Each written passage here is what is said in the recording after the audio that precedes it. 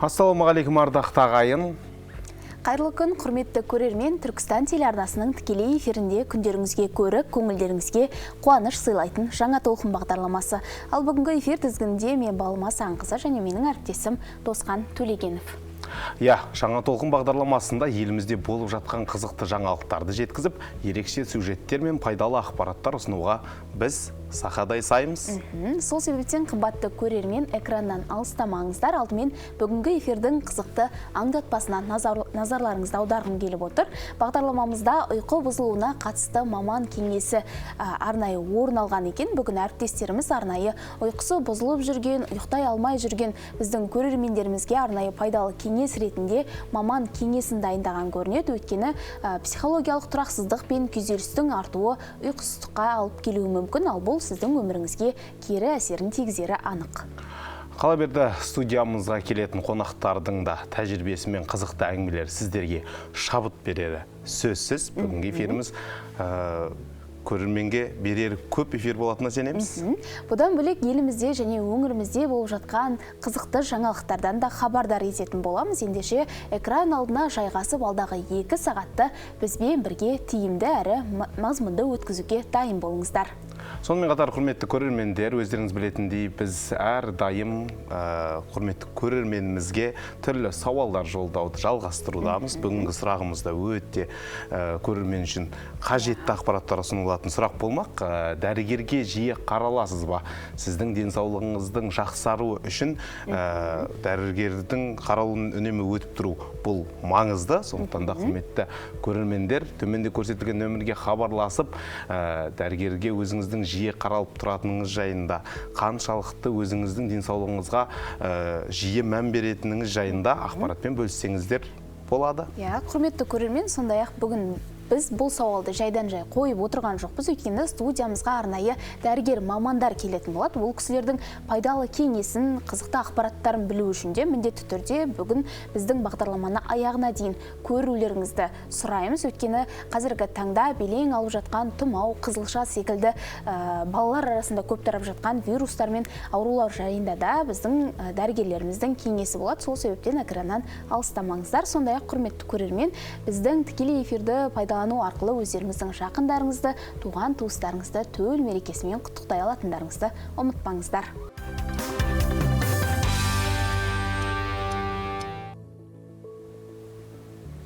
Құрметті көрермен, жаңа толқын ақпараттық сауықтық бағдарламасы тікелей эфирдегі өз қызметін әрмен қарай жалғастырады. Құрметті көрермен, біз бүгін жалпы денсаулығыңызға жиі мән бересіз бе? Өзіңіздің денсаулығыңызды қаншалықты жиі тексересіз деген сұрақтың жауабын іздеудеміз. Жалпы денсаулықтың жақсы болуына ең үлкен бір септігін тигізетін нәрсе ол ұйқының дұрыс болуы екен. Ұйқы адамға денесін демалдыру, ойын тынықтыру және күш қуатын қалпына келтіру үшін берілген табиғи сый. Ол жай ғана тынығу емес, ағзаның өзін өзі емдейтін ең маңызды уақыты. Ұйқы қанбаған кезде адам ашушаң, мазасыз болып, шешім қабылдау қабілеті төмендейді деген. Ғалымдардың айтуынша, бір түнгі ұйқысыздық адамның зейінін айтарлықтай әлсіретіп, жұмыс өнімділігін кемітетін көрінеді. Өте дұрыс айтасың. Жалпы ұйқы жетіспеуі тек көңіл күйге емес, сонымен қатар күнделікті тірлікке де әсер етеді. Оның үстіне ұйқысы шала адамдар ұсақ түйекті жиі ұмытып, ашушаң болып келеді. Дәрігерлердің дерегіне сүйенетін болсақ, тұрақты түрде дұрыс ұйықтамау артық салмақ жинауға, сонымен қатар жүрек аурулары мен қант диабетінің пайда болуына сеп болуы да мүмкін екен. Себебі қанып ұйықтау иммунитеттің жақсаруына, жалпы ағзаның дұрыс өз-өзін қалпына келтіруіне өзінің септігін тигізеді. Енді балым өзіңнен сұрайды, қазір жалпы осы денсаулықтың дұрыс болуына ұйқы маңызды деп жатырмыз ғой. Өзің тұрақты, уақытылы ұйықтайсың ба жалпы? Шынымды айтсам, мен өте бір уақытылы ұйықтауға, осы ұйқы режимін деп айтамыз ғой, енді ұйқы тәртібін тұрақты түрде сақтауға барынша тырысамын. Енді кейде болып жатады, кеш ұйықтап, таңертең ерте тұратын сәттер. Дегенмен де барынша уақытылы ұйықтап, таңертең ерте тұруға барынша тырысам. Ал өзіңде қалай? Енді мен өзі жалпы кеш жатуды әдетке айналдырып алғам. Енді оның жалпы ағзаға қарсы, жалпы қарсы әсер ететін, кері әсер ететінін білгенмен де, дегенмен де енді күнделікті уақытылы демалу, уақытылы жату үшін белгілі бір жағдайлар себеп болмаса, енді әрдайым үнемі жалпы кеш жатам, және де азанда дәл осылай жұмысқа шаршаңқы күйде келетін кездер көп болады. Ендеше саған және де дәл сен секілді біздің көрермендеріміз болатын болса, міндетті түрде уақытылы ұйықтап көріңіздер. Ең алғашында 1-2 күн басталуы мүмкін, одан кейін қалыпты ұйқы тәртібін орнатқаннан кейін ол мүлдем қиын емес болып табылады. Иә, сонымен қатар жалпы дұрыс ұйқының қанбауы, уақытылы ұйықтамау бұл жалпы адам баласының толығуына да үлкен әсерін тигізеді екен. Өткен аптада ғана құрметті көрерменге Түркістан телеарнасы ұсынған ойхап подкастында да дәл осы тақырып бойынша қозғалған болатын. Жалпы артық салмақтың артуына ең бірінші себептердің бірі бұл ұйқының дұрыс болмауы екен. Сонымен қатар, досқан қоса кетейін, дәл осы ақпаратқа бұл сіздің психологиялық күйіңізге де әсер етуі мүмкін. Өйткені ұйқысы қанбаған жан жағына кішкене ашушаң, одан бөлек еш нәрсеге көңілі толмайтын, күйзелістегі жан ретінде бір танылуы мүмкін. Өйткені неліктен сіздің уақытылы 8 сағаттық ұйықтау тәртібіңіз жоқ. Сол себептен, құрметті көрермен, міндетті түрде ұйқы тәртібіңізді ретке келтіріңіз және де өмірді жаңаша көзқараспен бастаңыз дегіміз келеді. Ал дәл қазір біздің әріптестеріміз дайындаған арнайы осы психологиялық кеңес айдарында әріптестеріміз осы ұйқының психологиямен және күйзеліспен қандай қатысы бар екенін арнайы маманнан сұрап білген екен. Ендеше келесі бейнематериалды бірге тамашалайық. Адамның көңіл күйі мен денсаулығы ұйқы сапасына тікелей байланысты. Ұйқы жеткіліксіз болған жағдайда адам ағзасында бірқатар жағымсыз өзгеріс пайда болады. Ми толық тынықпай, жүйке жүйесі әлсірейді. Соның салдарынан адам тез шаршап, ашуланшақ болып, зейіні төмендейді. Ұйқының қанбауы күйзелістің күшеюіне, эмоционалдық тұрақсыздыққа және иммунитеттің әлсіреуіне әкелуі мүмкін. Мамандардың айтуынша, ұйқы дұрыс болмаған жағдайда есте сақтау қабілеті де төмендейді, ал ұйқысыздық 2-3 аптаға созылса, депрессияға ұласуы мүмкін. Дегенмен күн тәртібін реттеп, дұрыс ұйқы режимін қалыптастыру арқылы күйзелістің алдын алуға болады. Егер ұйқысыздық ұзақ уақыт бойы мазаласа, маман көмегіне жүгінген жөн. Очень важно для каждого человека, чтобы он... Ұйқысыздық депрессияға әкелуі мүмкін, себебі адам дұрыс ұйықтамаған кезде ағза толық демалмайды. Миы күні бойы жиналған ойлар мен эмоцияларды реттеп үлгермейді. Соның салдарынан адам таңертең шаршаңқы тұрады. Күні бойы басы ауырып, көңіл күйі жоқ болып жүреді. Көп жағдайда адамдар мұны жай ғана шаршау деп ойлайды. Бірақ бұл ұзаққа созылған кезде адамның мінез құлқы өзгере бастайды. Ұсақ түйекке ашулану, жақын адамдармен тез ренжісу, еш нәрсеге қызықпау, мұның бәрі ұйқының жетіспеуінен туындайды. Кей адамдарда мазасыздық пайда болып, түнде қайта-қайта оянып кету, ойдан арыла алмау сияқты белгілер байқалады. Уақыт өте келе адам өзіне сенімсіз бола бастайды. Ештеңеге шамам келмейді деген ойлар жиілейді. Бұл депрессияның алғашқы белгілерінің бірі.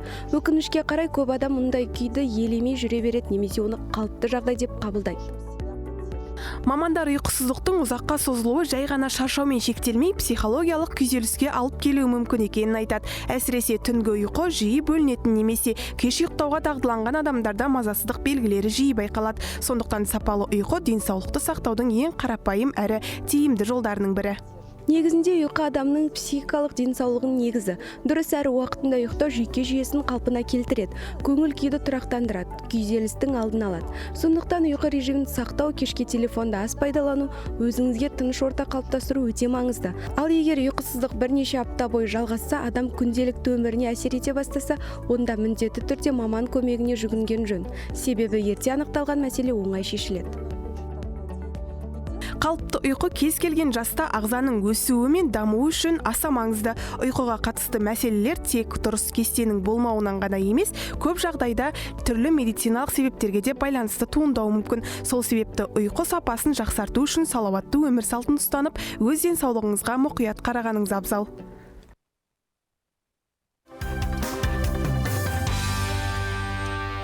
Құрметті көрермен, жаңа толқын ақпараттық сауықтық бағдарламасы тікелей эфирде өз қызметін әрмен қарай жалғастырады. Және дәл қазір студиямызға арнайы келген қонағымызбен таныстырып кетейін. Саида Тахиржанова, педиатр, дәрігер.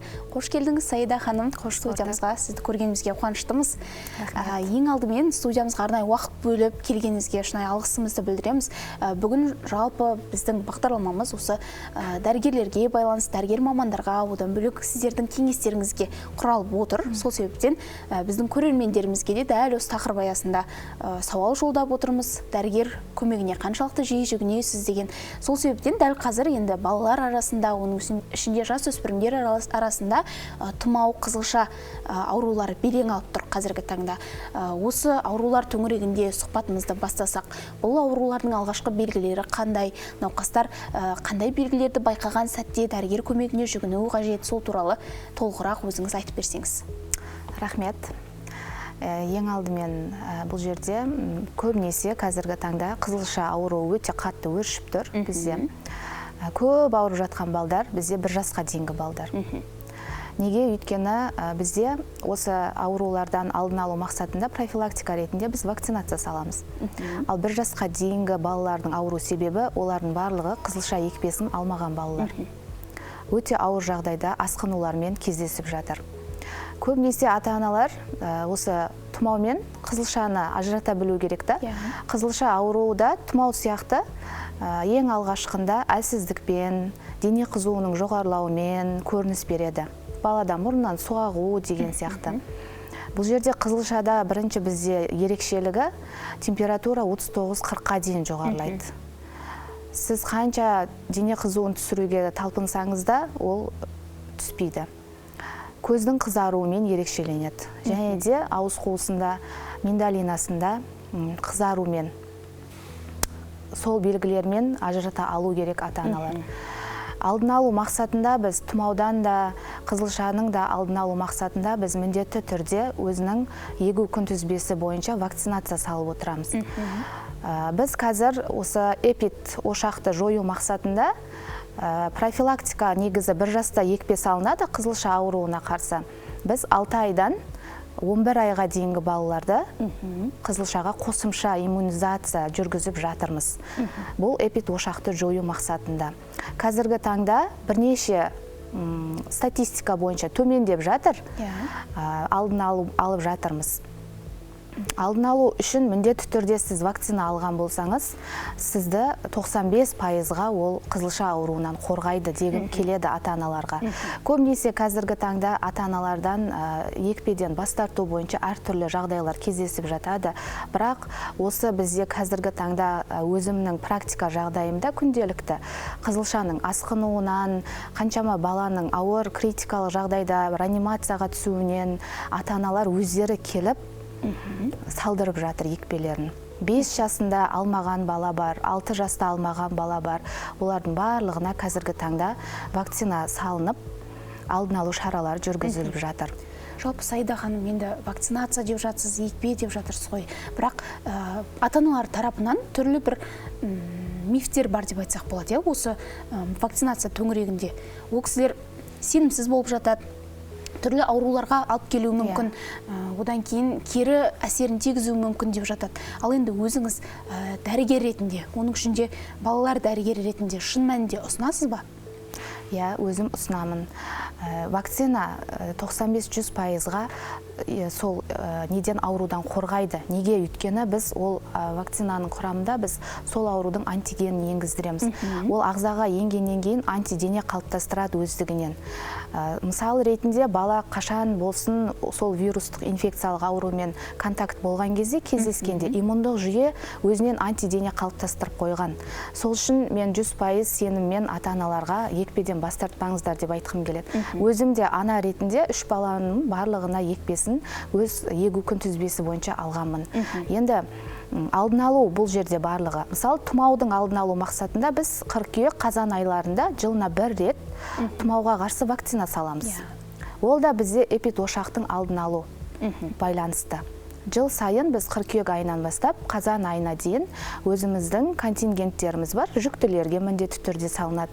Өйткені иммундық жүйе өте әлсіз болады жүкті әйелдерде. Сол үшін тұмауға жүкті әйелдерді контингентке аламыз. Қарт жастағылар, балалар, 1 жасқа дейінгілер, солардың барлығын қосымша ды есепте тұратын пациенттеріміздің барлығына біз тұмауға қарсы жыл сайын екпе салып отырамыз. Профилактика ретінде ата-аналарға кеңесім қоғамдық орындарға жиі бармау.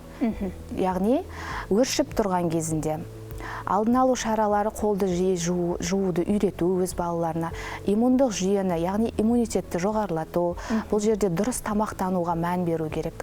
Дұрыс тамақтанып, иммундық жүйесі жақсы бала, ол вируспен контакт болған кезде мүлдем қабылдаса да жеңіл өтеді ол балада. Сол үшін ата-аналар міндетті түрде соларға мән берген дұрыс. Енді Сайда ханым, бізде тікелей эфир болғандықтан көрермендеріміз хабарласып жатқан екен. Дәл осы тақырып аясында болуы мүмкін. Сөйлесіп көрсек, сәлеметсіз бе? Қайырлы күн. Алло, саламатсыздар ма? Сәлеметсіз бе? Дәрігерге сұрағым бар еді, вакцина мәселесі бойынша. Енді вакцина салдыру керек, не қылу керек деп жатырсыздар ғой, дұрыс, оның сөзім жоқ, бірақ бір сұрағым бар. Но вакцина салмай, мысалы қызылша болған балаларға да вакцина салдыру міндетті ме, міндетті емес пе? Мысалға ауырып болғаннан кейін өзінде адамның өзінің организмі уникальный емес пе? Өзі аурумен күрескеннен кейін өзінен өзі жаңағыдай сондай ауруға, қызылша ауруына иммунитет бөліп қоймай ма? Сол салған дұрыс па, дұрыс емес па, негізі керек па, керек емес па, соны түсіндіріп жіберіп деп айтсам. Негізі өз басым вакцинаға қарсымын да. Соны сіздің көзқарастарыңыз, дәрігерлер не дейді, сол маған сол сіздің мнениеңіз қызық болып тұр. Жақсы. Рахмет, көрермен. Сұрағыңыз орынды. Түсінікті деп ойлаймын. Бұл жерде көп адамдар, менің балам қызылшамен ауырып қойды, бізде иммундық жүйе бар, алмаймыз деп ойлайды. Бірақ сіздің балаңыз болашақта қандай вирустық инфекциямен ауыратыны белгісіз. Мысалы, біз осындай ситуация көрдің, яғни қызылшаның осындай ситуацияға алып келетін болжаған жоқпыз. Болашақта қандай болатын білмейміз. Егер сіздің балаңыз қызылшамен ауырған болса да, сізге кеңесім, қызылша екпесін алмаған болсаңыз, алғаныңыз дұрыс. Өйткені сізді 95%-ға дейін вакцина сол аурудан қорғайды. Яғни сіздің балаңыздың иммундық жүйесі әлсіз болатын болса, ол 2 жыл болсын, 3 жыл болсын, 10 жылдан кейін болсын, міндетті түрде қайтадан ол вируспен ауыруы мүмкін. Болжам жағдайларда бұл. Сол үшін ауырған балаға да міндетті түрде 6 айдан кейін біз екпе саламыз. Түсінікті, яғни 6 айдан кейін саламыз. Қызылшамен ауырдым, болды деп. Иммундық жүйе бар деп ойлайды да, бірақ ол қате пікір. Өйткені болашақта сіз қандай болатын білмейсіз да. Қазіргі шақты емес, біз болашағымызды ойлауымыз керек. Дені сау біздің ұрпақтарымыз, біздің болашағымыз. Сол үшін ата-аналарға кеңесім, әртүрлі мифтерге сенбей, дәлелді. Бұның барлығы бізге өз жаңағы республика тарапынан келіп жатқан, сертификатталған вакциналарда. Сол үшін мифтерге сенбей, дәлелді медицина жағынан жұмыс жүргізген жақсы. Түсінікті, рахмет Сайда ханым. Ал енді жалпы осы жаңа айтып қалдыңыз ғой, қызылша өршіп тұрған сәтте түрлі қоғамдық орындардан алыстаған жөн, балалардың көп баратын аймаққа апармаған жөн деп жатырсыз. Енді көптеген балалар мектепке, балабақшаға барып жұқтырып келіп жатады. Осындай сәттерде қалай қорғанған дұрыс? Жалпы қызылша ауруы ауа талшықтары арқылы жұғама, сол туралы айтып кетсеңіз. Қызылша ауруы ауа тамшы арқылы жұғатын вирустық инфекция, бұл ЖРВ-ден өте 5 есе жиі өршіп жұғатын ауру болып есептелінеді. Мысалы, бізде коммуникативті ұжым болады да, вакцина алған бала болатын болса, сол ортада ол балалардың 95% вакцина алған болса, 5% алмаған баланы ол вирустан қорғайды. Мысалы, бір мектепте бір балада қызылша ауруы тіркелетін болса, 21 күнге дейін келесі сол топта бірге ортада болған балаларға жұғу қаупі өте жоғары болады. Қызылшаның ең жаңағы өршіп тұрған кезеңі бұл жерде 5 күннің ішінде 4-5 күндерде денеге бөртпе тастай бастайды да. Вот сол уақытында өте қауіпті болады балаларға жұғу қаупі. Көп ата-аналарда келеңсіздіктер пайда болады да.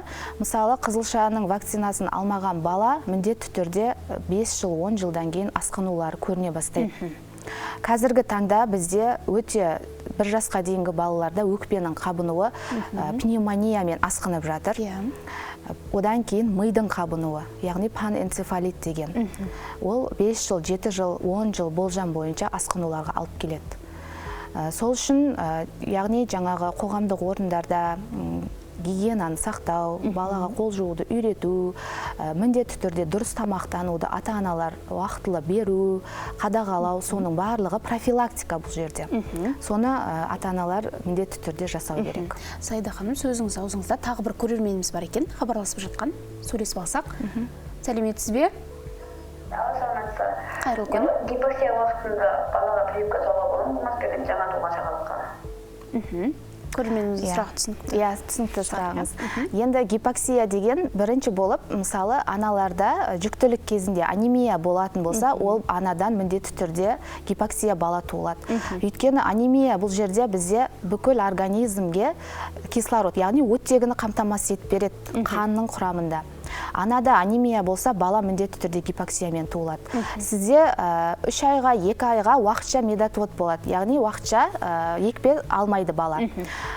Дәрігер педиатр, дәрігер невропатолог барлығын дені сау болған жағдайда міндетті түрде екпесін алады. Уақытша медотвод. Яғни өзінің гипоксия жазылғаннан кейін, ол уақытша ауру гипоксия деген тұрақты қарсы көрсеткішке жатпайды. Бірақ жазылғаннан кейін алу керек. Оның себебі анасындағы жүктілік кезіндегі анемия балаға міндетті түрде өтеді. Өйткені бала анасының құрсағында болғанда тек қана анасынан алады қоректің барлығын. Анасы өзі анемия болып тұрып, оттегімен қамтамасыз ете алмай жатыр өзінің организмін. Бала одан өзіне тиесілі жаңағы кислородты ала алмай жатыр дегенді білдіреді. Сол үшін гипоксия жазылғаннан кейін, ол 4 айдан кейін, 3 айдан кейін жазылады ол. Ол өте қатты бір ауру емес, уақытша. Емделгеннен кейін міндетті түрде екпесін салдыруға болады. Түсінікті. Көрерменіміз өзінің сауалына жауап алды деген ойдамыз. Ал енді Саида ханым, жалпы осы қызылшамен, тұмаумен ауырғанда ата-аналар үй жағдайында емдеуге тырысып жатады көп жағдайда. Осындай жағдайда қандай бір қателіктерге бой алдырады? Сіз енді ата-аналармен тығыз байланыста жұмыс жасайсыз.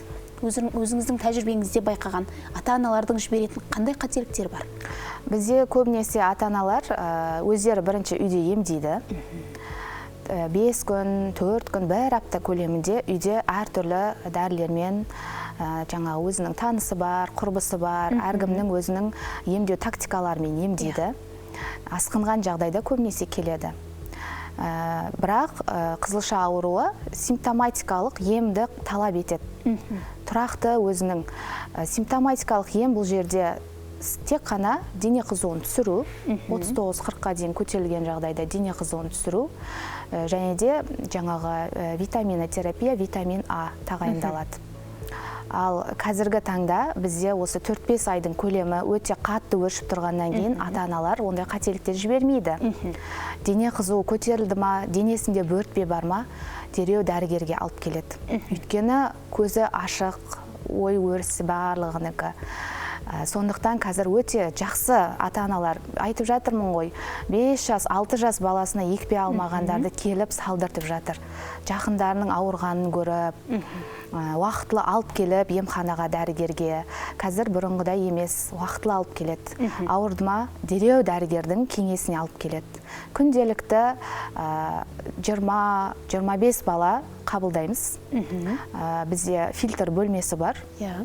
Бөртпесі бар болсын, температура болсын, сүзгі деп айтамыз. Сол жақтан көреміз балдардың барлығын. Өйткені емханадағы дені сау адамдарға біз жаңағы инфекцияны қоғамдық орында инфекцияның алдын алу мақсатында бізден жаңағы температура болсын, бөртпесі бар болсын, барлығын сүзгі бөлмесінде, яғни фильтрде барлығын көріп, сол жерден көріп, ем тағайындап, қажет жағдай болғанда стационарға жолдаймыз. Түсінікті. Қазіргі таңда ата-аналардың да қоғамдағы жалпы бір денсаулыққа қатысты сауаты артты дейсіз ғой. Өзім практика жүзінде қазір 5 айдың көлемі болды бізде өшіп тұр ғой қызылша. Тұмаудың кезінде де сондай болды. Осы 25-дің октябрь сентябрь айынан бастап, қазіргі міне уже ақпан айына келіп жатырмыз ғой. Ата-аналардың көздері ашық, ой-саналары барлығы өзгерген. Бұрынғыдай әр жерге апарып процедурнияларда ем алу деген жоқ қазір. Қазір өте қатты ата-аналарға рахметімді айтқым келеді, өйткені уақытылы алып келіп жатыр. Түсінікті. Ал енді Сайда ханым жаңа айтып қалдыңыз, енді осы қыркүйек қазан айларынан бастап, күн суытқан сәттен бастап осы тұмау ауруы да өршиді ғой. Сол сәттерде тұмаудың алдын алу мақсатында иммунитетті көтеруге қандай бір кеңес бересіз өзіңіз маман ретінде? Тұмаудың алдын алу мақсатында жаңа айтқандай біз қыркүйек айында бірінші болып вакцина саламыз. Жылына бір-ақ рет. Профилактика ретінде. Одан кейін ата-аналарға кеңесім балаға гигиенаны үйрету. Бұл жерде қолды жуу, даладан келгеннен кейін мектепте болсын, міндетті түрде қолды жууды үйрету, иммундық жүйесін көтеру, дұрыс тамақтану, алдын алу шараларына, қоғамдық орынға вирус өршіп тұрған кезінде бармау. Мысалы, бір бала тұмау, өйткені тұмау болсын, қызылша болсын, барлығы ауа арқылы жұғады. Мысалы, сіз білмейсіз. Сөзіңіз аузыңызда көрерменіміз хабарласып жатыр екен, сөйлесіп алсақ, Сәлеметсіз бе? Қайырлы күн. Сәлеметсіз бе? Қайырлы күн. Мен ұлым, кішкентай ұлым цитомегаловируспен ауырды. Бізде Шымкентте, оңтүстікте қатты өршіп тұр ол ауру. Неліктен сіздер ол ауруды жаңағындай әртүрлі иммуноглобулиндермен не қыласыздар, баланың организмін өлтіресіздер. Сондықтан менің балам реанимацияда жатып, шетінеп кетті. Бүкіл организмнің бәрі бәріп кеткендіктен ауыр қолдады. Астанада ондай емес. Астанада мысалға сол аурумен ауырған балаға в общем иммуноглобулинді жолатпайды. Басқаша емдейді. А сіздерде неге бүкіл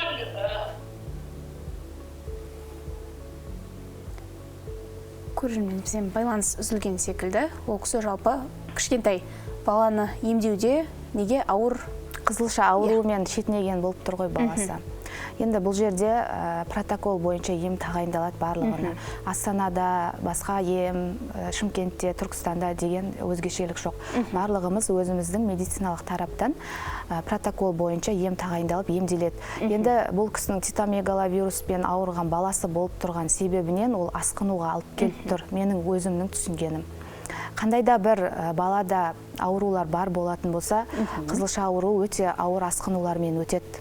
Өзімізде де Түркістан қаласынан көптеген критикалық жағдайда реанимацияда жатып балалар шетінеді. Сол үшін бұл жерде ол қандай жағдайда келді бала ауруханаға. Жеңіл, орташа, өте ауыр жағдайда келді ма. Енді дәрігерлер өз тарапынан қолдан келгенше барлығын жасайды. Астана болсын, Шымкент болсын, реанимация болсын, отделение болсын, бөлімшеде барлығымыз дәрігер болғандан өзіміздің міндетіміз баланың денін сау алып қалу. Енді асқынумен келген балаға өте ауыр.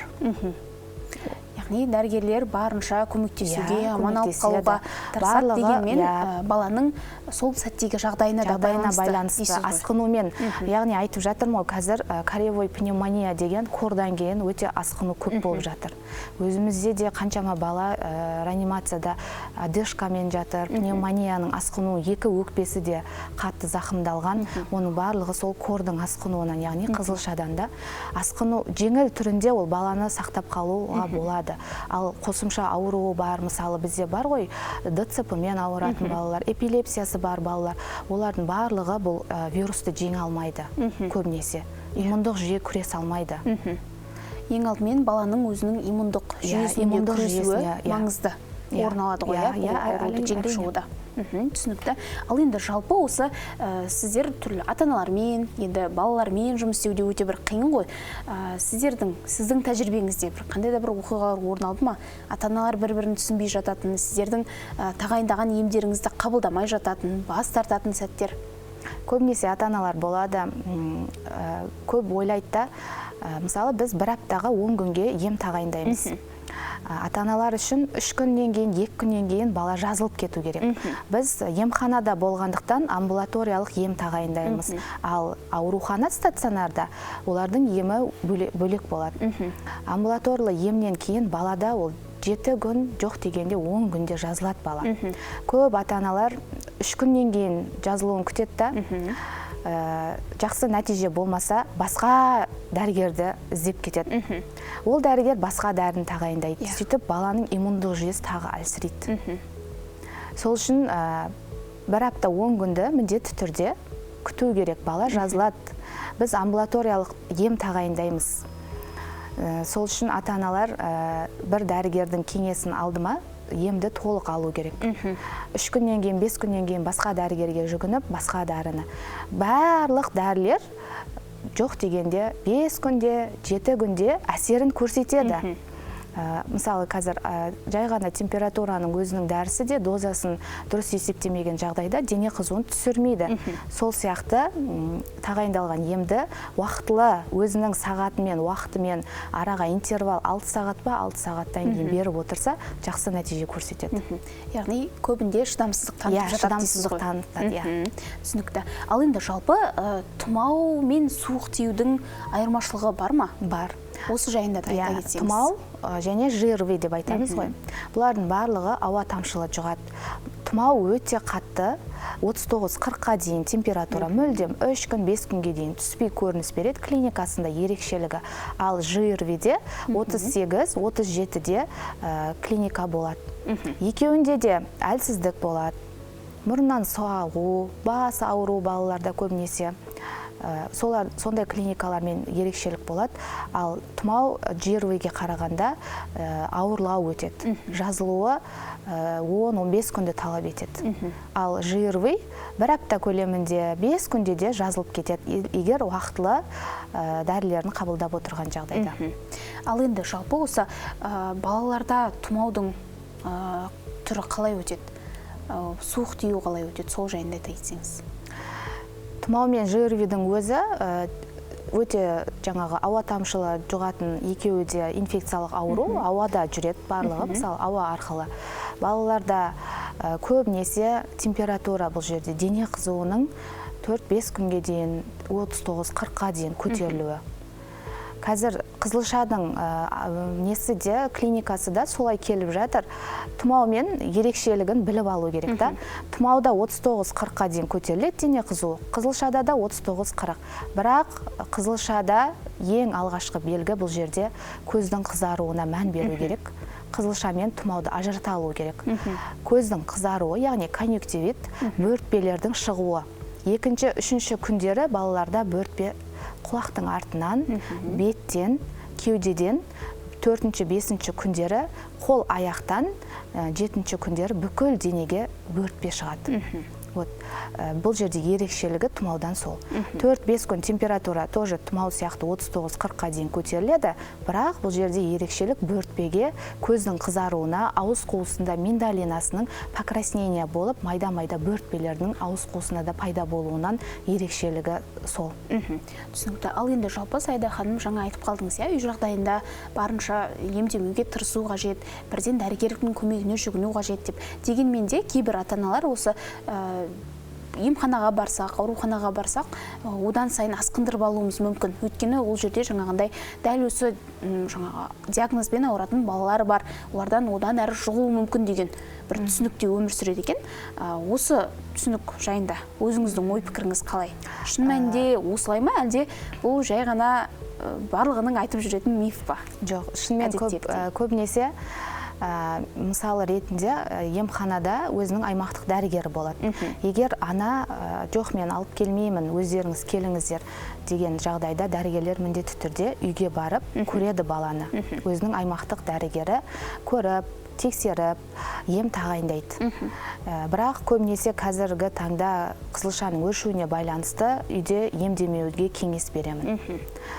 қандай да жағдай болғанда дәрігердің қарамағында болған дұрыс. Яғни, мысалы, ауыр асқыну барларда стационарда баруға көбінесе бас тартады, жұқпалы аурулар ауруханасына. Ол жерге барсақ, тағы да бір жұқпалы ауруды өзімізбен жұқтырамыз деп ойлайды да. Бірақ сіз қай уақытта, қай кезеңде баланың жаңағы асқынуы болатын білмейсіз. Бізде балаларда мысалы, жеңіл түрде ЖРВИ болып тұрса, 2 сағаттан кейін 1 сағаттың көлемінде ол бала бронхолитке ауысып кетуі мүмкін. Диагноз тұрақсыз. Яғни, үйде емделетін бала жеңіл түрде болса, дәрігерлер баланың жағдайына қарай ем тағайындайды. Ал орташа ауыр жағдайлар болған жағдайда міндетті түрде ауруханада, емханаға алып келіп, дәрігердің кеңесін алып, анализдер қажет болған жағдайда тапсырып, осмотрдан өтіп, қажетті жаңағы өкпесін тексеру керек болса түсіріп, зерттеулер жүргізген жақсы. Түсінікті. Рахмет, Саида ханым. Жалпы енді өзіңіздің, біздің ата-аналарымызға кеңесіңіз болса, кішкентай балалардың иммунитетін көтеруге, олардың жаңағы денсаулығын жақсы сақтауына байланысты қандай өзіңіздің кеңестеріңіз бар, пайдалы? Ең алдымен ата-аналарға кеңесім, балада бұл жерде иммундық жүйені жоғарылату үшін біз дұрыс тамақтануды үйрету керекпіз. Қазіргі таңда дұрыс тамақтану мүлдем балаларда жоқ. Яғни біз қалай дұрыс тамақтануды балаға үйретеміз, иммундық жүйесін жоғарылатамыз. Жылына 1 рет өзіңіздің балаңызға міндетті түрде чекап анализін өтіп тұру керек. Яғни баланың объективті жағдайы жақсы болғанымен біз қандай өзгеріс бар екенін анализ арқылы, зерттеулер арқылы жүргіземіз. Ең алдымен дұрыс тамақтану, гигиенаны үйрету балаларға, қолды жуу міндетті түрде. Қаншалықты сіз қолды жууды балаға үйретесіз, соншалықты сіз вирустық аурулардан қорғайсыз. Вирус өршіп тұрған жағдайда қоғамдық орындарға бармау, жаңа балаларды ойын алаңдары бар ғой, солардан сақтау, тұмау өршіп тұрған кезінде міндетті түрде маскалар қолдану, маска тағу, профилактика ретінде міндетті түрде балаға жаңағы дұрыс тамақтануды үйретсеңіз, сол дұрыс тамақтанудың өзінен сіз қаншама аурулардан баланы қорғай аласыз. Түсінікті, рахмет. Ал енді жаңа өзіңіздің сөзіңізде айтып қалдыңыз ғой, баланы жылына 1 рет міндетті түрде медициналық тексерістен өткізу қажет деп. Ал енді өзіңіз дәрігер ретінде, дәрігердің көмегіне қаншалықты жиі жүгінесіз? Бүгін біз көрермендерімізге дәл осы сауалды қойып отырмыз. Мен өзім енді дәрігер ретінде өзімнің балаларымды алсам, жылына 1 рет міндетті түрде анализдер тапсыртамын, және де УЗИ іш қуыс органдарын барлығын жылына 1 рет тексертемін. Өзімде қандай да бір енді Құдайға шүкір деніміз сау ғой, күнделікті өзіміз дәрігердің ортасында жүргендіктен. Бірақ қандай да бір клиникалар байқалып, басталған кезде міндетті түрде жүгінеміз. Бірақ өзімнің балаларымды жылына 1 рет барлық анализдерін, железасы, ферритин, D3 анализдерін барлығын тапсыртып, органдарын іш қуысын УЗИге түсіріп тексертемін. Ал енді педиатр дәрігер ретінде балаға ең қажетті дәрумен қандай дәрумен деп ойлайсыз? Балаға ең қажетті дәрумен бізде тұрақты дамуына біз 1 айдан бастап D витамин береміз. D витаминінің пайдасы өте көп. 6 айдан асқаннан кейін қажет болған жағдайда анализ тапсырғаннан кейін біз өзіміз скринингтен өткіземіз ғой балаларды. Мысалы, 1 айда бала хирургқа, кардиолог, невропатологтан өтеді. 6 айында өзінің скрининг нәтижелері бойынша біз анализге жібереміз. Анемия анықталған жағдайда сол кезде ғана біз железа препаратын береміз. Ал сіз баланы иммунитетін профилактика ретінде қорғаймын десеңіз, аналарға кеңесім міндетті түрде D3 витамині және витамин С. Басқа артық мультивитамин, комплексті витаминдер қосымша тағайындаудың қажеті жоқ. Қажет болған жағдайда ғана 6 айдан кейін анализдің нәтижесіне қарай біз железа препаратын тағайындаймыз. оған дейін керек емес ешқандай. Тек D3 вирус өшіп тұрған кезінде бүкіл отбасыңызбен витамин С қабылдасаңыз, соның өзі жеткілікті. Болмаса дұрыс тамақтану. Түсінікті. Яғни барлық аурудың алдын алу үшін ең алдымен дұрыс тамақтанып, дәрумендерді толығымен қабылдау ғой. Өте керемет. Шынайы алғысымызды білдіреміз. Дәл осылай студиямызға арнайы уақыт бөліп келгеніңізге, бүгінгі сізбен болған сұхбат біздің ата-аналарға, бізді көріп отырған көрермендерімізге міндетті түрде пайдалы болып деген ойдамын. Алдағы уақытта еңбегіңіздің жемісін көре беріңіз. Рахмет.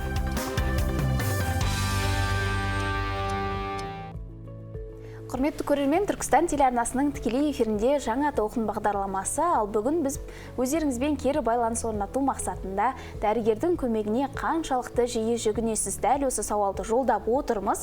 Егер де өзіңіздің пікіріңізді, ойыңызды білдіргіңіз келсе, міндетті түрде бізбен кері байланысқа шығыңыздар. Ол үшін бар болғаны экранда көрсетілген телефон номеріне хабарласа аласыздар.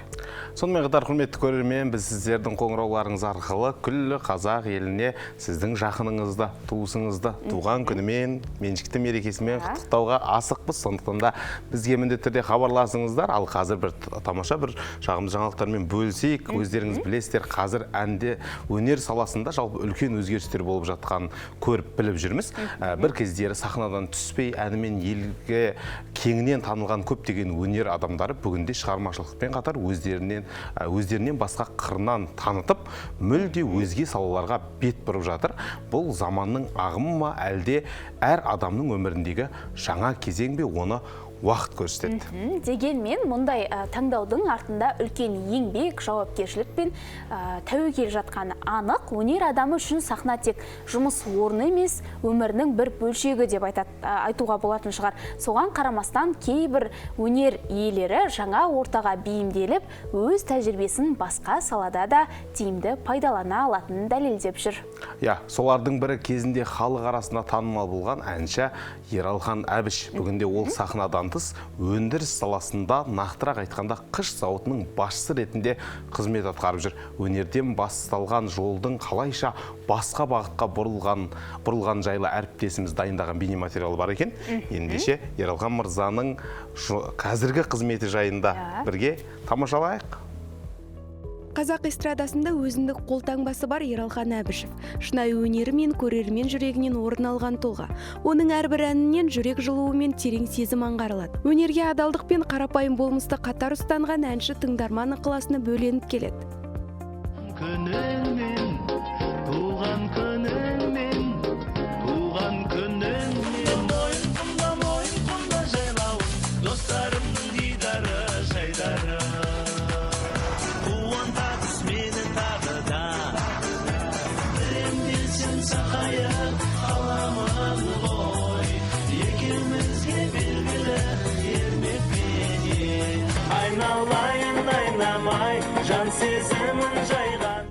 Ералхан Әбішев алғаш рет елге тамаша ойын сауық отауы арқылы кеңінен танылды. Сол кезеңнен бастап көрерменнің ыстық ықыласына бөленіп, халық оны еркелете ел еркесі Ералхан деп атай бастады. Өнер жолындағы табандылығы мен таланты оны халықаралық байқаулардың да жүлдегері атандырды. Ералхан менің алғашқы шәкірттерімнің бірі. Өте талантты жігіт.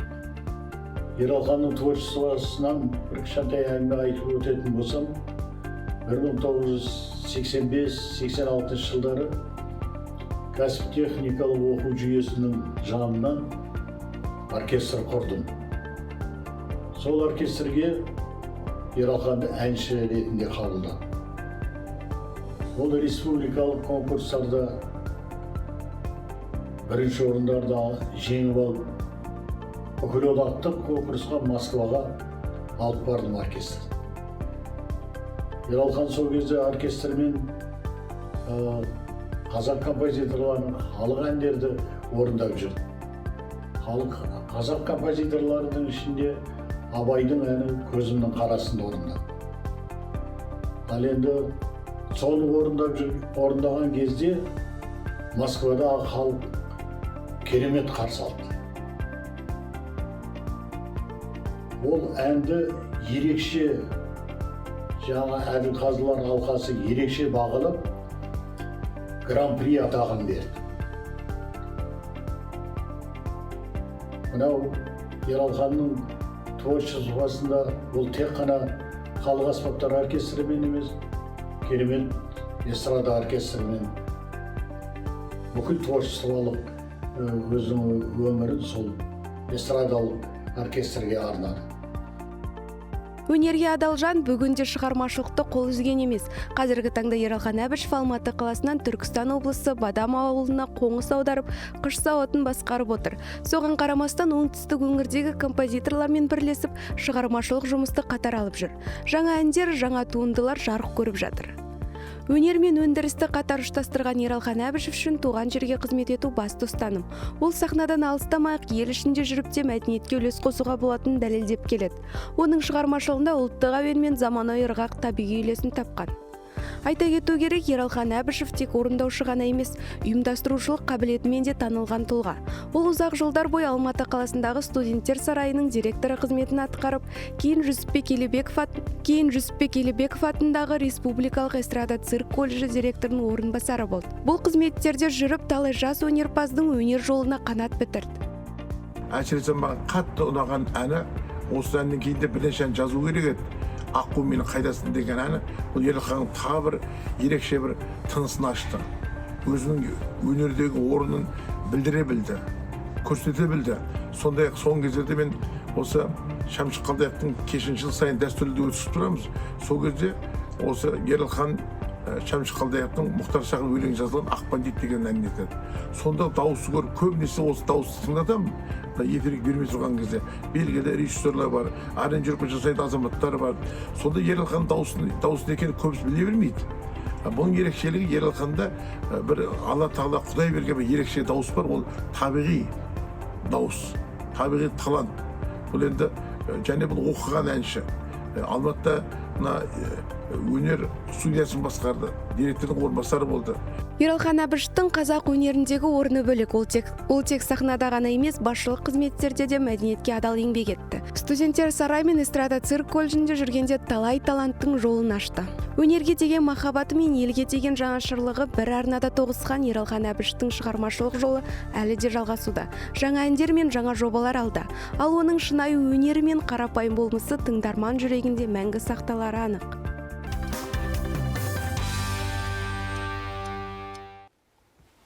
Құрметті көрермен, біз қонақжай студиямызға қайта оралдық. Бүгін біздің студиямыздың қадірлі қонағы Түркістан қалалық емхана басшысының орынбасары Мырзакмал Сафаров мырза. Қош келдіңіз.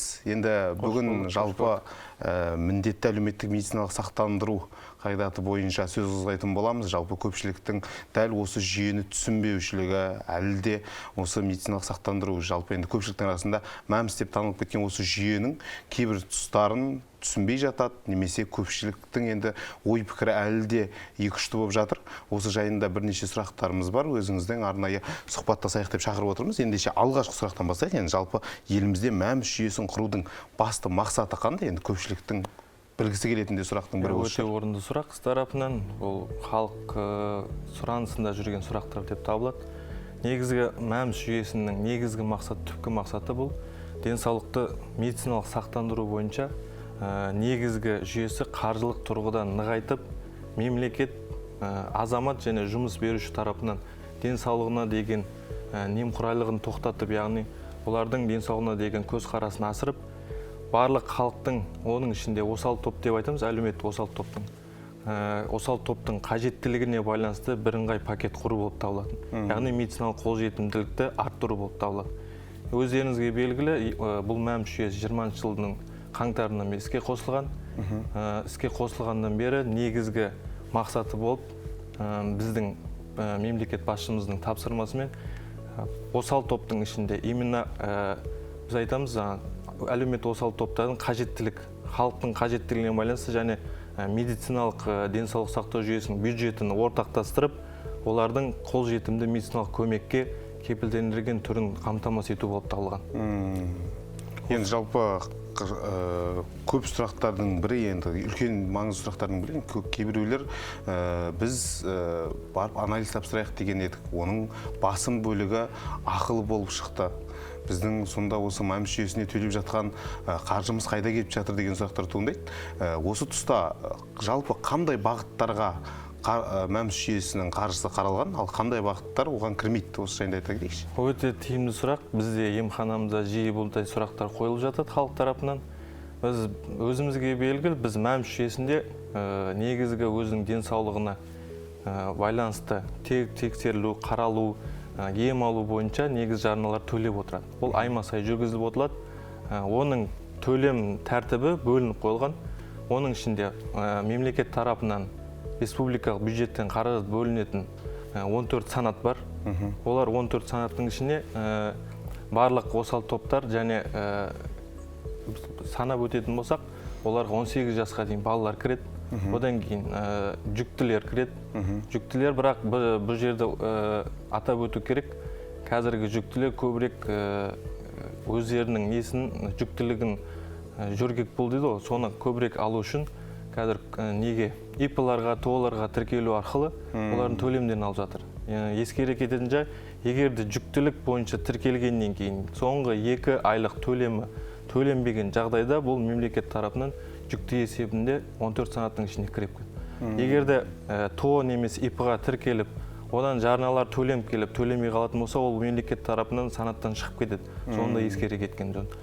Одан кейін 3 жасқа дейін бала күтіміндегі әйелдер, инвалидтер, мүгедектер, бірінші, екінші топтағы мүгедектер, одан кейін күндізгі оқу бөлімінде оқитын студенттер біз айтатын, одан кейін абақтыда, қамауда немесе уақытынша тергеу изоляторында жатқан азаматтарымыз, осындай санаттар, 14 санат сол мемлекет тарапынан бекітіледі. Ал қазіргі жаңа өзгерістердің бірі бұл 26 жыл 1 қаңтардан енген. Мемлекетте білесіз, бізде 5 категорияға бөлінген, отбасылық цифралық картасы деген нәрсе бар. Сонан әлеуметтік жағдайына байланысты А, Б, С тұрақты табыс Д, категория, ол әлеуметтік дағдарыс және осал топтағылар болып бөлінеді.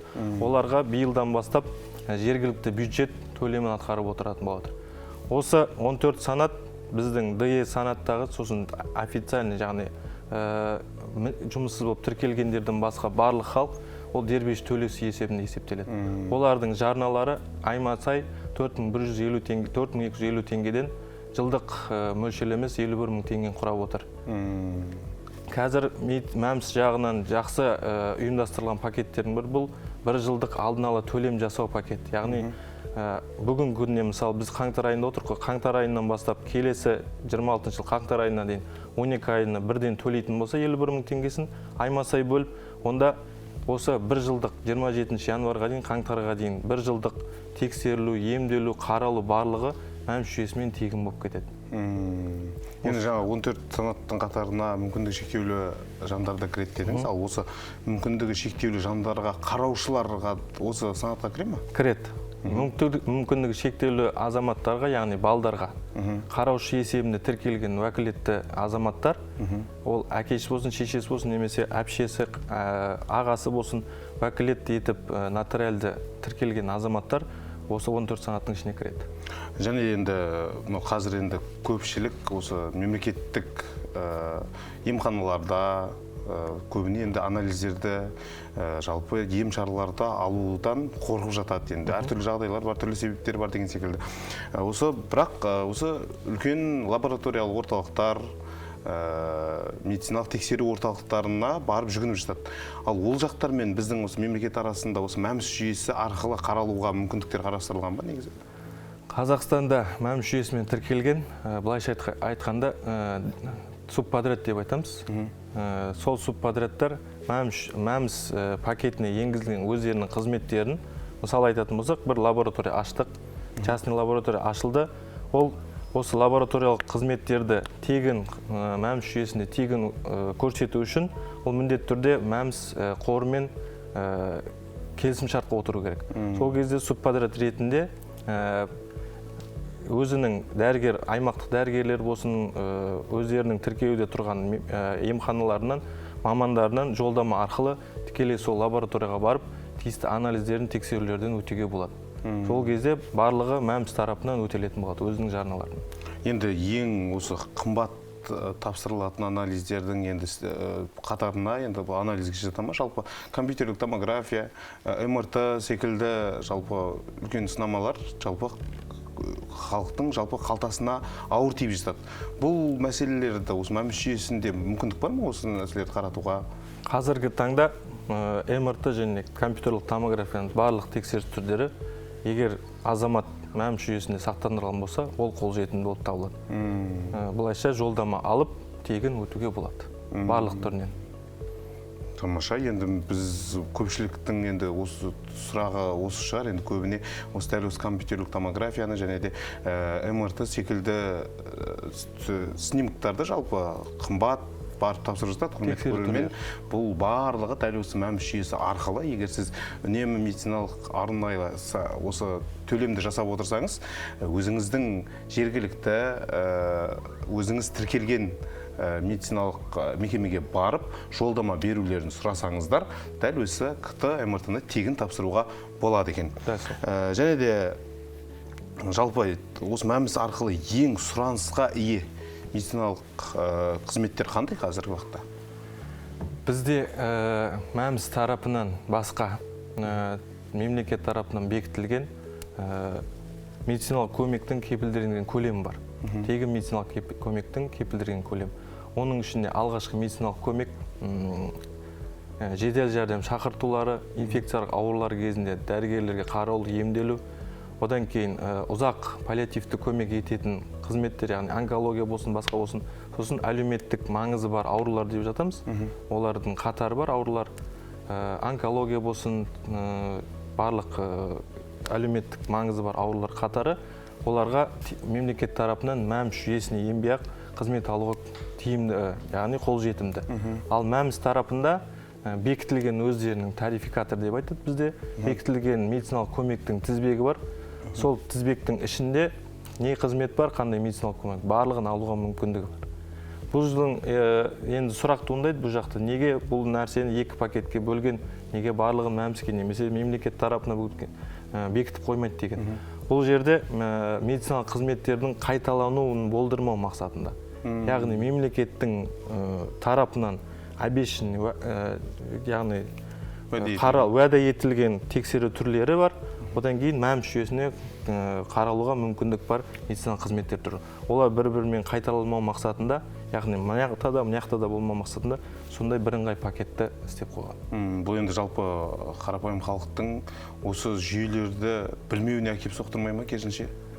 Білмеуіне әкеп соқтырады, но мен сізге айтып жатырмын ғой. Бұл жерде мемлекет тарапынан бекітіліп қойған қазіргі жағдайдан бастап ең тиімді, яғни халықтың осал топтарының, әлеуметтік осал топтардың қолжетімділігі болуға мақсатталған, яғни медициналық бірыңғай пакетін түзу.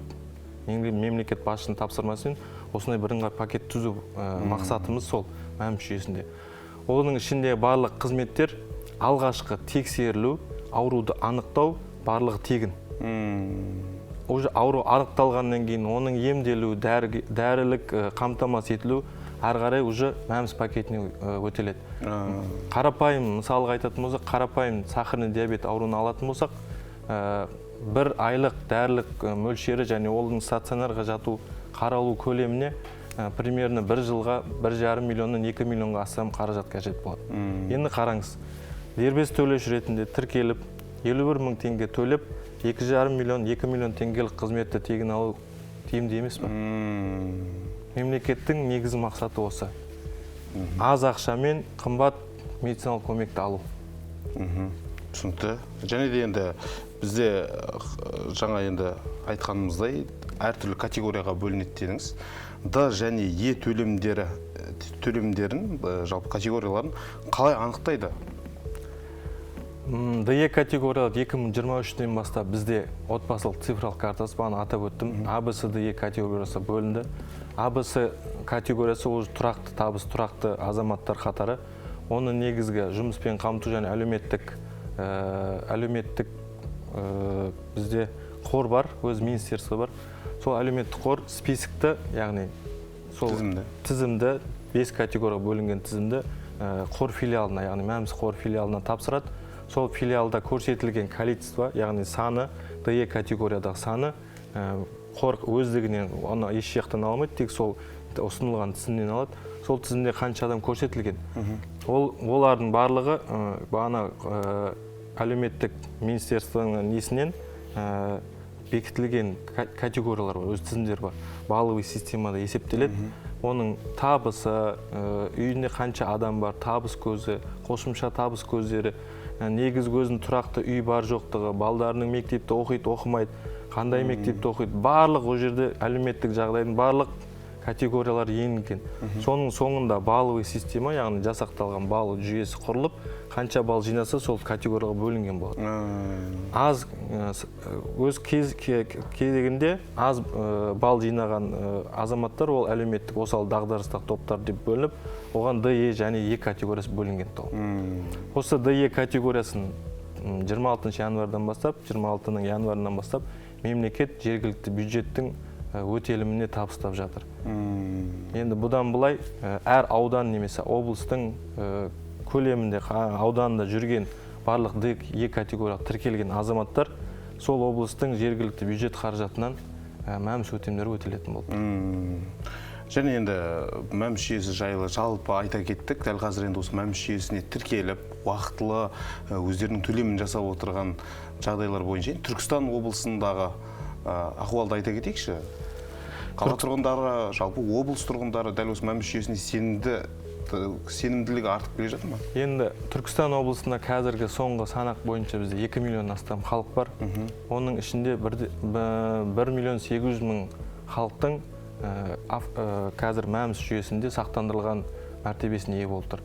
Қалған 300 мыңдан астам халық ол сақтандырылмаған есебінде тіркелген.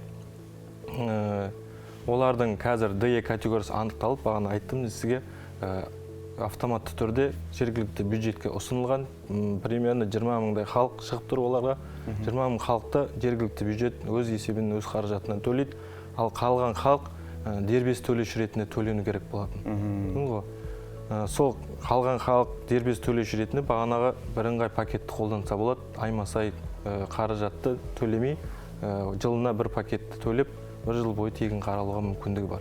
Ал Қазақстан мемлекетінің республикалық бюджет тарапынан бекітілген именно осы мәмс жүйесіне сақтандырылғандар саны осы 1 миллион 400 мың азаматты құрап отыр. Енді жалпы көпшіліктің түсінбей жүрген біршама сауалына, үлкен бір сұрақтарына жауап алғандай болдық. Енді жалпы дәл осы мәмс жүйесін, ең соңғы сұрақ болсын, мәмс жүйесін түсіндіру жұмыстары қалай болып жатыр халыққа? Енді қазірде біздің өзіміз осы телевизия саласында жүріп, журналист болып жүріп, осы мәмс жүйесін біршама тыңдап жүріп, естіп жүріп, қазір енді кейбір сұрақтардың жауабын естіп таңғалып отырмын.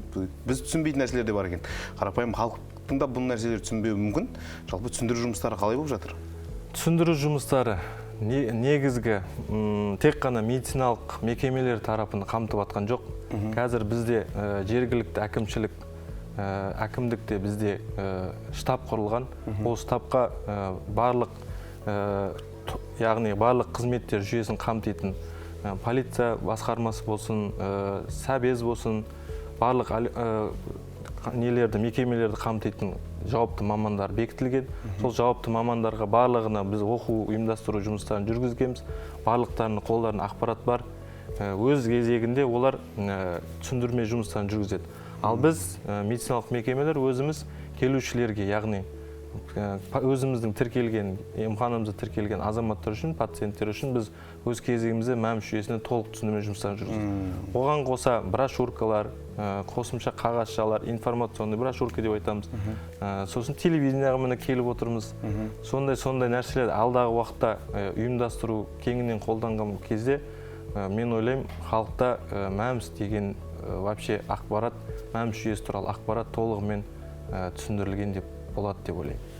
Жалпы енді медициналық міндетті әлеуметтік сақтандыру бұл енді құрметті көрермен, бұл біздің елімізде ғана болып жатырған жағдай емес. Бұл жалпы әлемде өзіңіздің денсаулығыңызды жақсы медициналық көмекті көрсеткенін қаласаңыз, және де тұрақты медициналық көмекті қаласаңыз, бұл міндетті болып есептеледі.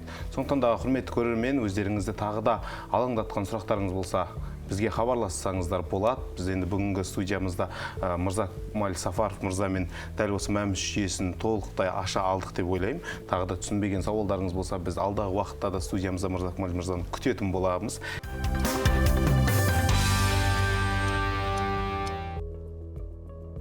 Құрметті көрермен, біз тікелей эфирдегі жұмысымызды әрмен қарай жалғастырамыз. Жалпы енді жаңа сахнадан кетіп, сахнадан жоқ болып кетіп, қазір енді басқа жұмыспен айналысып жүрген әншілер жайлы, өнерпаздар жайлы айтқан болсақ, дәл қазір енді еліміздегі тағы да осы өнерпаздар жайлы жаңалықтармен бөліскенді жөн көріп отырмыз. 2026 жылы біздің қазақ эстрадасында жалпы біздің музыка саласында үлкен өзгерістер орын алмақшы. Яғни 2026 жылы Қазақстанға тағы да шетелдік әншілер келеді екен. Қазақ туризм мәліметінше биыл Timberland, Николь Шерзинг, Баста секілді әлемге әйгілі өнер жұлдыздары Қазақстанның төрінде еліміздің сахналарында өнер көрсетеді. Жалпы еліміздің барлық өңірін қамтитын 55 негізгі іс-шара өткізу жоспарланып отыр екен.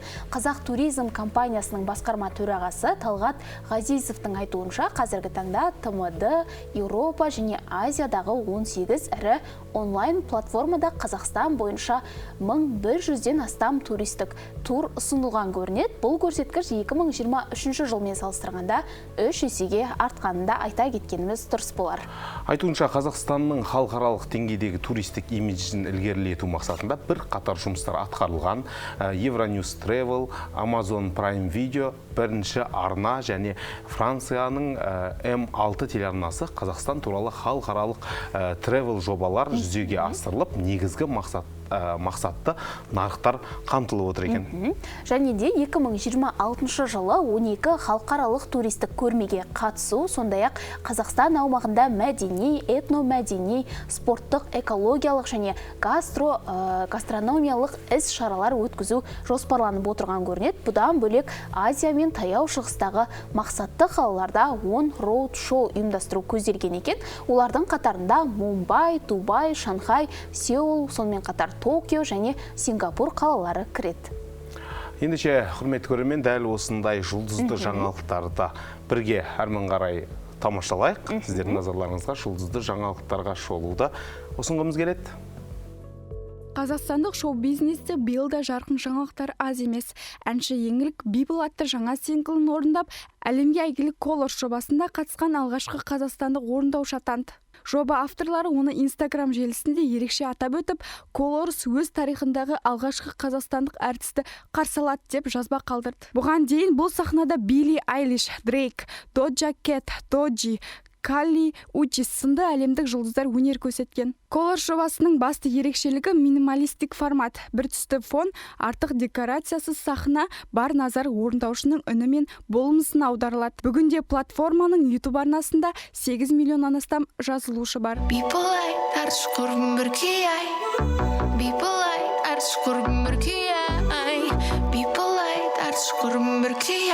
Дубайда өткен халықаралық іс-шарада қазақстандық блогер Байдастан атымен танылған танымал контент авторы күтпеген сәттің куәсі болды. Ол сахнаға шыққан әйгілі актер Уилл Смитке қазақтың дәстүрлі шапанын сыйлады. Өнер көрсетуден кейін блогер сахнаға көтеріліп, шапанды актерға кигізді. Көрермендер бұл сәтті ерекше жылы ықыласпен қабылдап, оны есте қаларлық мәдени кездесу ретінде бағалады. Шанхай қаласында өткен 2026 Тимол Ньюти фестивалі барысында Димаш Құдайберген тыңдармандарын тағы да таң қалдырды. Ол Fire атты авторлық туындысын жаңа аранжировкамен орындап, күтпеген жерден қазақ тіліндегі жылдам речитатив қосты. Бұл сәт фестивальдің ең әсерлі көріністерінің біріне айналды.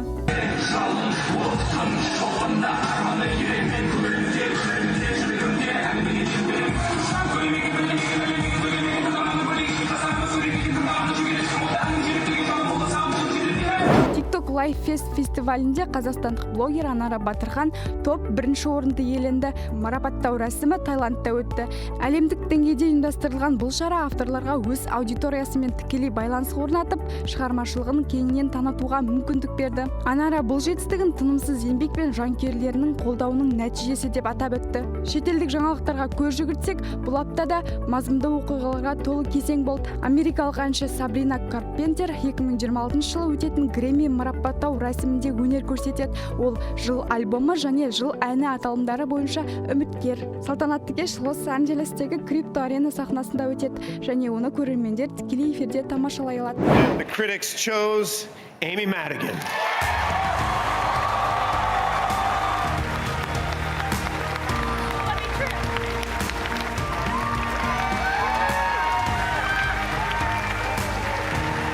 Америкалық актриса Эми Мэдиган актерлық мансабында тағы бір маңызды белестерді бағындырды.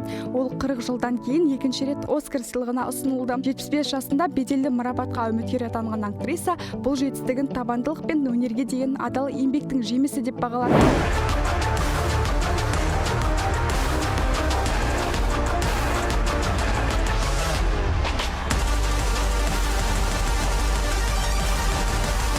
Q-pop әлемінде де айрықша жаңалық бар. Jenny Golden Disc Awards марапаттау рәсімінде 4 бірдей жүлде жеңіп алып, жыл әртісі атағына ие болды. 2025 жыл ол жеке орындаушы ретінде де, Blackpink тобының мүшесі ретінде де жоғары белсенділік танытты.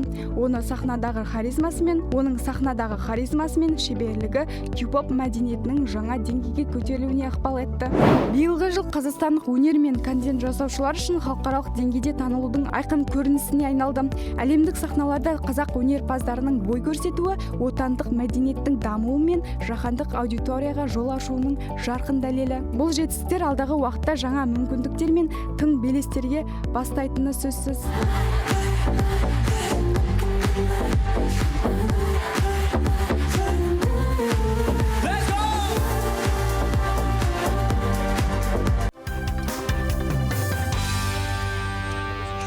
Құрметті көрермен, Түркістан телеарнасының тікелей эфирінде жаңа толқын ақпараттық сауықтық бағдарламасы. Ал дәл қазір студиямызға кезекті мәртебелі мейманымыз келіп жайғасты. Ендеше таныстырып өтейін, Еламан Бердіхан, Қазақстан Республикасының мемлекеттік қызмет істері агенттігінің Түркістан облысы бойынша департаментінің мемлекеттік қызметтер көрсету басқармасының бас маманы. Еламан мырза, студиямызға қош келдіңіз. Көңіл күйіңіз қалай? Керемет. Келіп қазір мемлекеттік көрсететін қызметке қатысты түсіндірме беруге келіп отырмыз. Жалпы студиямызда сізді көргенімізге қуаныштымыз, қобалжымаңыз, иә. Біз жалпы осы мемлекеттік қызмет дегеніміз ол қоғаммен бір билік арасындағы бір көпір деп айтсақ болады ғой. Ал енді сіздің ойыңызша, сіздің енді мамандығыңыз ғой дәл осы сала. Сіздің пікіріңізше осы мемлекеттік қызмет дегеніміз не? Қоғам алдында қандай жауапкершілікке ие? Жалпы мемлекеттік көрсететін қызметті айта кететін болсам, бұл жалпы біз азаматты дүниеге келгеннен бастап осы күнделікті өмірге қажетті мемлекетпен арада қарым-қатынас. Бұлайша айтатын болсам, мысалға бір азамат дүниеге келгеннен бастап туу туралы куәлігін алады. Ары қарай өскеннен кейін балабақшаға барады, ары мектеп қабырғасына барады, жоғарғы оқу орындары, медицина ұйымдарына жүгінеді, жаңағы денсаулығын жағдайына қатысты анықтамалары бар. Ары қарай жұмыс істеуі, отбасы құру, жалпы барлығын қарап отырсаңыз, мемлекеттік көрсетілген қызметке келіп тіреледі. Бұл тікелей жаңағы мемлекет пен азаматтардың арасындағы бір көпір десек те болады. Яғни туылған сәттен бастап өмірінің қай бөлігінде болсын мемлекеттік қызметпен тікелей байланысты дейсіз ғой. Түсінікті. Ал енді жалпы кез келген мемлекеттің, кез келген елдің қызметкерлерінің негізгі борышы, негізгі парызы ол қоғамның, сол халықтың тұрмыс тіршілігінің жақсы болуы, олардың сапалы өмір сүруі ғой. Ал енді қазіргі таңда осы Түркістан облысында сіздердің атқарып жатқан қандай бір шаруаларыңыз бар, қандай бір маңызды мәселелер бар дәл осы жауапкершілік аясында? Бізде қазіргі таңда тұрақты түрде, жүйелі түрде осы мемлекеттік көрсетілген қызметке бақылау жүргізіп отырамыз. Біздің департамент тікелей, біздің басқарманың, мемлекеттік көрсетілген қызметтер басқармасының міндеті тікелей осы болып саналады. Осы халық пен мемлекет арасында қарым-қатынастың заңдылығын, тұрақтылығын, уақытылы, жүйелі жауап беріліп жатыр ма, қарым-қатынастарын реттеп отырамыз. Бұл бойынша бізде тиісті тексеру жұмыстары, іс-шаралар, семинарлар өткізіледі. Жалпы қорытындылап жылда осылай іс-шаралар жүргізіп отырамыз. Түсінікті. Ал енді Еламан мырза, жалпы қазіргі таңда бір цифрлық қоғам деп жатамыз, цифрландыру деп жатамыз. Осы аясында сіздерге тұрғындар онлайн қызметке жүгіне алады екен, түсінген бойынша. Осы жайында кеңірек айта кетсеңіз, қандай да бір тұрғынның мәселесі болған жағдайда сіздермен қалай байланысқа шыға алады? Бізде қазіргі таңда көрсетілген қызметтердің deyarli 98% электрон нұсқада жүргізіледі. Ол дегеніміз азаматтарға мемлекеттік қызметке жүгіну қолайырақ деген сөз. Баяғыдай қағаз басылық деген қазір біртіндеп қалып жатыр. Бұл жерде бізде бұл дегеніміз мемлекеттік мекемелердің жұмысы және де халыққа қызмет көрсету орталықтарының тұрақты жұмыстарының нәтижесі болуы мүмкін. Бұл жерде бізде халықпен бізде көбіне өтініш қазір білесіздер, жүйеде өзінің, если егерде жаңағы қызметке қанағаттанбаса, өтініш жүйесімен бізге департаментке арыз шағым жолдайды. Ол бойынша бізде тұрақты түрде қаралып, тексеру жүргізіп, толыққанды жауап беретін боламыз. Құқықтары бұзылған болса, құқық қалпына келтіріліп, қызмет толыққанды көрсетілетін болады. Түсінікті, яғни тұрғындар ешқандай қиындықсыз, қағаз басылықсыз, бірнеше қағаз толтырмастан бірден сіздерге байланысқа шыға алады. Түсінікті. Ал енді жалпы осы онлайн түрлі өтініштер, арыз шағымдардың ішінде сіздерге келіп түсетін қандай салаларда арыз шағымның дені көп бөлігі? Жалпы бізде 2025 жылы 410 өтініш арыз шағым келіп түскен азаматтардан. Оның ішінде басым бөлігі жер қатынастары саласына қатысты, ауыл шаруашылық және әлеуметтік салаларға қатысты болды. Оның 198 өтінішті толыққанды құқығын қалпына келтірдіп, 100% жаңағы қызмет нәтижесі ұсынылды. Бұл бойынша бізде жүйелі түрде профилактикалық жұмыстар жүргізіледі, тиісті түсіндіру жұмыстары, семинарлар өткізіледі. Бізде жаңағы мемлекеттік мекемелермен тікелей байланыста отырып, осы қызмет көрсету сапасын, заңдылықтарын талқылап отырамыз жүйелі түрде. Ал енді осы жалпы өтініш келіп түскеннен кейінгі сіздердің атқаратын негізгі қызметтеріңізді атап өтсеңіздер. Бізде өтініш келіп түскен кезде жалпы бірінші қарап шығамыз, қай салаға қатысты, сол салаға жауапты өзі уәкілетті органдар бар, бөлімдер бар, аудандар бар, мысалға қызмет көрсету мекемесі солармен сөйлесіп, арада кикілжіңді анықтап, қай жерде қателік кеткенін, қай жерде дұрыс көрсетілмегенін қарап, тексеру нәтижесін анықтап, тиісті шаралар қабылдаймыз. Бұдан бөлек жаңа айтатын болсақ, қазіргі таңда жер саласына қатысты айттым шағымдар көпті. Бұл себебі өйткені жер саласы күрделі сала. Бұл жерде басқа салаларға қатысты бұлай тез көрсететін қызмет емес. Білесіздер, жер дауы деген қазір күрделі мәселе жерге қатысты болғандықтан. Сол бойынша бізде көп түсіндірме жұмыстар жүргізіледі, осы бойынша тексерістер көп болады. Жалпы заң өзгерсе де, қағида өзгерсе де, тұрақты түрде біз қызмет көрсетуші мекемелермен, аудандармен тұрақты түрде түсіндірме жұмыстарын жүргізіп отырамыз. Яғни осы жер мәселесі бойынша түрлі мәселелер туындаған жағдайда міндетті түрде сол саланың мамандарына жүгініп, ортақ бір шешімге, келісімге келесіздер. Ал енді жаңа өзіңіздің сөзіңізде айтып қалдыңыз, 410 өтініштің негізінде 198-і жалпы мәселенің шешімі табылды деп. Бұл дегеніміз өткен жылдармен салыстырғанда қаншалықты деңгейде статистикалық? Деңгей қазіргі таңда 60%-ға жоғарылаған. Бұл бойынша бізде 198 өтініш қарап, құқығын толыққанды қалпына келтіріп бергенбіз бұл жерде. Бұл жерде негізсіз бас тарту болған, басқа да себептер болған, сол кезде тексеру жүргізіп, осылар анықталып, қызмет алушы азаматтарға құқықтарын қалпына келтіріп, қызмет нәтижесін ұсынды. Түсінікті. Ал енді жалпы осы жаңа өтінішке түрлі арыз шағымдарын айтып жазалады деп айтып қалдыңыз. Одан бөлек сіздердің мекемелеріңізге egov.kz бот, телеграм бот арқылы да байланысқа шығуға болады, осы жайында да айта кетсеңіз. Бізде телеграм ботты осы бот неген десем болады. Бот бар қазіргі таңда, бұл іске қосылған. Бұл жерде сіздерге өздеріңізге жаңа мемлекеттік қызметке қатысты сұрақтарыңыз болса, жедел жауап алуға, бұлай өтінішпен жүгінбей-ақ, өтінішпен осы бот арқылы көп мәселе шешіліп жатады. Кері байланысқа жылдам шығады бұл жерде. Бізде 2025 жылы 113 өтініш келіп түскен осы телеграм бот арқылы, ол бойынша тиісті түсіндірмелер беріп, мәселелер шешілген. Түсінікті. Ал енді жалпы қазіргі таңда осы тұрғындардың, халықтың құқықтық жалпы өзінің бір сауаттылығы қаншалықты деңгейде деп ойлайсыз? Мәселен, осы дүниелерді халық біле ме? Шын мәнінде осы телеграмға жазуға болатындығын? Бізде қазіргі таңда бұл өзіміздің әлеуметтік желіміз бар, департамент бойынша әлеуметтік парақшамызда тұрақты түрде бұл видеороликтермен, нелермен парақшаларда жария болып жатады. Осы телеграм бот арқылы тиісті брошюралар үйлестіріледі қарапайым халықтарға. Бізде жалпы әлеуметтік желіде көп белсенді бұл бойынша роликтер, жаңағы тиісті жұмыстар, сабақтар өтеді. Бізде осы сияқты тікелей эфир бізде де болады.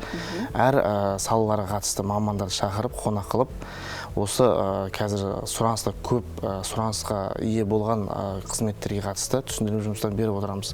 Сол жерде қалай көрсетілу керек, электрондық форматы, қай кезде сіз ала аласыз, қай кезде ала алмайтын барлығы түсіндіріліп өтеді.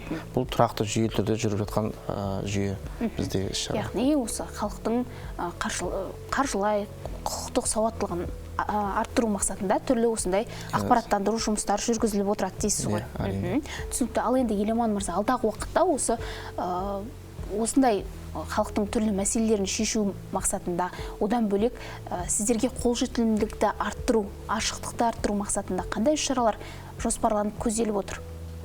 Бізде Қазақстанда сол жаңа айтып өткенімдей, бізде тұрақты түрде сол жария болып отырады.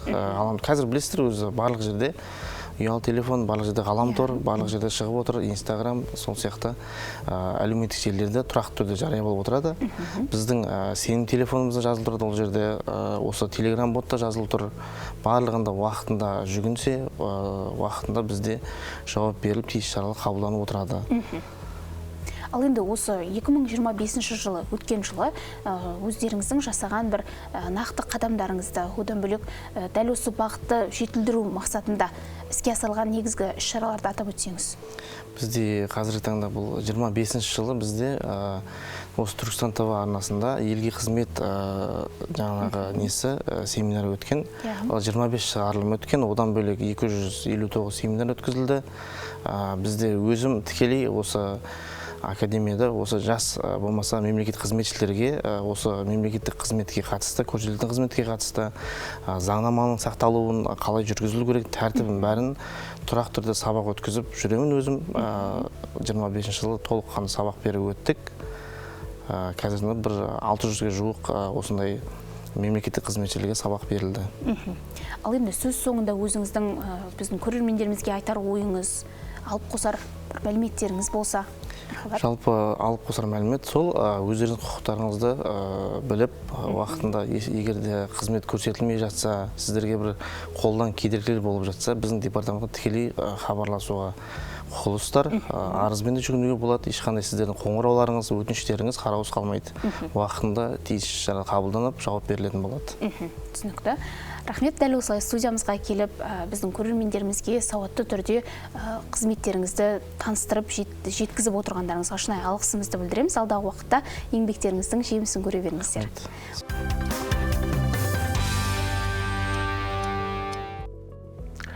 Құрметті көрермен, біз эфирдегі жұмысымыздармен қарай жалғастырамыз. Енді қазір заман дамыған сайын жасанды интеллектпен жұмыс жасау күннен күнге өсіп келе жатыр. Енді балым, сен өзіңнен сұрайын, жалпы жасанды интеллект қаншалықты жиі қолданасың? Жасанды интеллектті қазіргі технологияның бір жетістігі деп айтсақ болатын шығар. Мен де осы жасанды интеллектті қолданушылардың бірімін деп айтсам болады. Енді барынша жиі қолданам деп айта алмаймын, өйткені біздің жұмыс шығармашылыққа арналған жұмыс болғандықтан көп бір көмегі тие бермейді. Сол себептен, бірақ өзімнің кішігірім сауалдарымды сұрап, көмегіне жүгінетін жайым бар. Ал өзің қаншалықты жиі қолданасың? Мен енді жалпы жасанды интеллекттен сен сияқты сұрақты қоймайды екенмін негізі. Мен сұрайтын нәрсем барлығын келіншегімнен сұрай беремін. Осындай нәрсе дұрыс па, осы қажет пе, осы керек емес пе деген секілді. Ал жалпы көпшілік жасанды интеллекттің көп қырын, негізгі функциясын білмейді екен. Ал біздің түркістандық студенттер жасанды интеллектті қалай дұрыс қолдану керектігін біліп алған екен. Ендеше, құрметті көрермен, түркістандық студенттердің жасанды интеллектті қалай қолданып жатқанын, қалай бағытта қолданып жатқанын бірге тамашалайық. Бүгінде жасанды интеллект күн сайын миллиондаған адамның жұмысын жеңілдетіп отыр. Сарапшылардың айтуынша, интернеттегі контенттің қомақты бөлігі бүгінде адам емес, алгоритмдер арқылы жасалуда. Бұл технология жоғары оқу орындарының аудиторияларына да еніп, студенттерді жай ғана ақпарат тұтынушыдан нақты өнім жасаушы деңгейіне көтеріп келеді. Бұл біздің осы мамандықтардың бір фишкамыз, бізде барлық сабақтар осы жоба түрінде өткізіледі. Бұндағы мақсатымыз, өздеріңіз білесіздер, осы IT маманы көп жағдайларда өз ойын айта алмайды. тек осы программаға кіріп кетеді, программа жазумен айналысады. Ал жоба болғандағы мақсатым бірінші курстан бастаймыз бұл әрекетті. Балдар еркін сөйлейді. Осы жоба төңірегінде өз ойларын еркін айтады. Бұның жетістіктері деп айта аламын. Осы Атырау қаласында өткен хакатонда біздің студенттеріміз бірінші орынды жеңіп алды. Республика деңгейінде өткізілді. Дәл сол сияқты Қызылордада өткен хакатонда жеңіске жетті. Яғни барынша барлық республика деңгейінде өткізіліп жатқан барлық хакатондарға студенттеріміз қатысады. Әр жоба болашақ маманның кәсіби бағытын айқындайтын алғашқы қадам дейді оқытушылар. Десе де, сол көп жобаның ішінде елең еткізерлігі 3D аватар қосымшасы. Ол адамдарға қашықтан көмек көрсететін көмекші құрал. Идея авторы инженерия факультетінің студенті Милас Хиниязов. Мен істеген жобам ол 3D аватар ассистент. Реальный времени 3D аватармен сөйлесе аламыз. Біз бұны алдымен ең бірінші өз универімізге кіре берісіне қоюды ойластырып отырдық. Ол жерде датасына университетіміздің әрбір датасын жинап енгіздік. Мысалы алғанда, кірген кезде, сырттан ешқандай универ туралы ақпарат білмейтін бір адам келген кезде, лекторат қай жақта деп сұраған кезде, ол 3-ші этажда 305-ші кабинетте деп айта алады. Және де әрбір мысалға оқушы ұстаздарымыздың әр өзіне арнайы кабинеттері бар ғой. Ол кабинеттері атымен айтқан кезде, мысалы, Ақтөре ағайымыз қай жақта отырады деп сұраса, оны қай жақта отыратынын айта алады. Және де бұл бізде көп тілді, түркше, орысша және көп тілді сөйлей алады, бірақ қазірше қазақша түсінеді, бірақ сөйлеу акцентпен сөйлейді. Сол үшін тока орысша және түркше болған дұрыс. Біз оны алда дамытамыз, қазақшаны қосамыз. Мұндай технологиялар бүгінде тек шығармашылық саласында ғана емес, білім беру, медицина, өндіріс пен бизнес бағыттарында да кеңінен қолданысқа еніп отыр. Дәл осы қарқында жалғаса берсе, көп ұзамай жасанды интеллект бір шама маман иелерін ысырып шығаратын түрі бар. Сондықтан қазір оны меңгеру ауадай қажет. Ол таңдау емес, заман талабы. Ал тиімді қолдана білген адам уақытты үнемдеп қана қоймай, еңбек нарығындағы бәсекеге қабілеттілігін де арттыра алады.